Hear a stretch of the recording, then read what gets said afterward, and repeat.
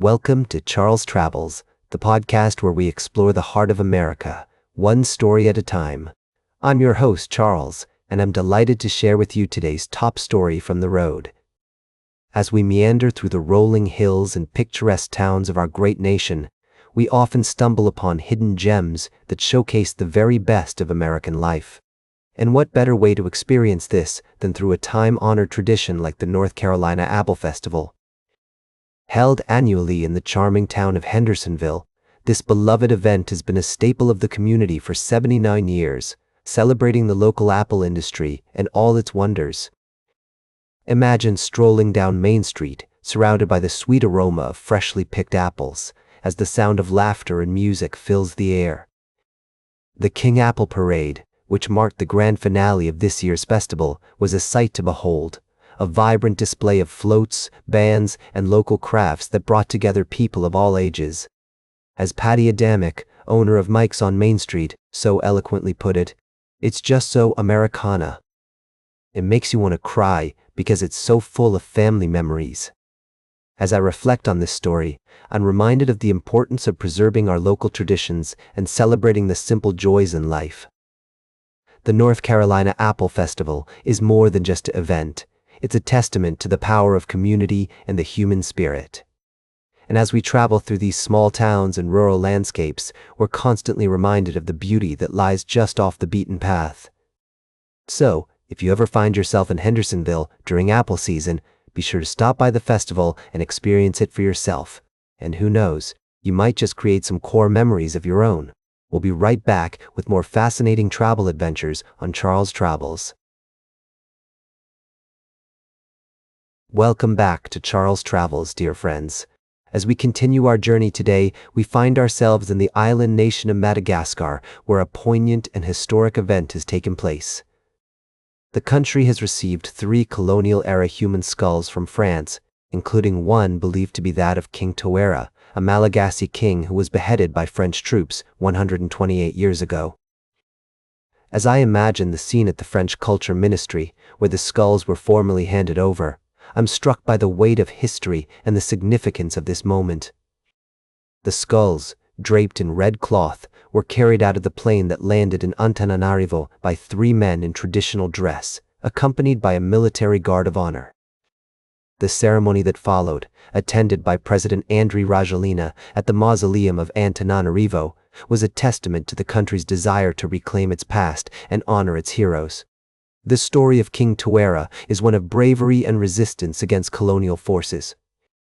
His attempt to forge alliances between different Malagasy groups was a rare moment of unity in the face of oppression, and his capture and beheading were part of a broader French strategy to crush resistance through psychological intimidation.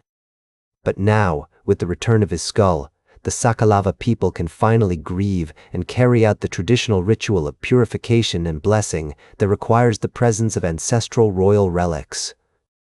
As I reflect on this story, I'm reminded of the importance of preserving our cultural heritage and respecting the traditions of our ancestors. The return of these skulls is not just a symbolic gesture, it's a recognition of the historical injustices that were perpetrated against the people of Madagascar. And it's a testament to the power of reconciliation and healing. As we travel through the world, we often encounter stories like this one, where the past and present intersect in complex ways. But it's in these moments that we're reminded of the importance of empathy, understanding, and respect for the cultures and traditions that make our world so rich and diverse. Stay tuned for our final story of the day, right here on Charles Travels. We'll be exploring another fascinating tale from the heart of America, where tradition and innovation come together in unexpected ways. Welcome back to Charles Travels, folks. I hope you've enjoyed our journey so far, from the fascinating story of the Burning Man Festival to the more serious news of a homicide investigation. As we close out today's episode, I want to share with you a story that's both shocking and thought-provoking. You may have heard about the Burning Man Festival, held annually in Nevada's Black Rock Desert. It's a celebration of art, music, and self-expression, where thousands of people gather to create a temporary city in the desert. But this year's festival was marred by tragedy when a man was found dead on the grounds. The Pershing County Sheriff's Office is investigating the death as a homicide, and they're seeking help from the public to identify the victim.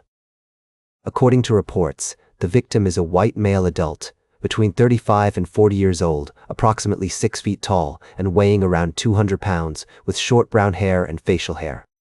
As I reflect on this story, I'm reminded of the complexities and contradictions of human nature. On one hand, we have a festival that celebrates creativity, inclusivity, and community, where people come together to express themselves freely. On the other hand, we have a tragic event that highlights the darker aspects of human behavior. As a traveler, I've seen my fair share of both beauty and ugliness, and I'm constantly reminded that the world is a multifaceted tapestry woven from threads of light and darkness. And it's precisely this complexity that makes life so fascinating and worth exploring. The Burning Man Festival, with its emphasis on self-expression and community, is a testament to the human spirit's capacity for creativity and connection. But the homicide investigation serves as a sobering reminder that even in the most seemingly utopian environments, darkness can lurk. As we close out today's episode, I want to leave you with some thoughts to ponder. What does it mean to create a community that values freedom and self-expression, while also acknowledging the potential for harm and violence? How do we balance our desire for creative expression with the need for safety and accountability? These are questions that don't have easy answers, but they're essential to exploring as we navigate the complexities of human nature.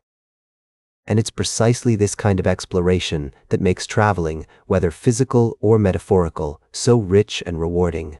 That's all for today's Charles Travels. Remember to like, share, and subscribe, and until next time, keep on traveling. Whether you're exploring the vast expanse of the American West or the inner landscapes of your own heart, may you always find wonder, wisdom, and a deeper connection to the world around you. That's all for today's Charles Travels. Remember to like, share, and subscribe, and until next time, keep on traveling.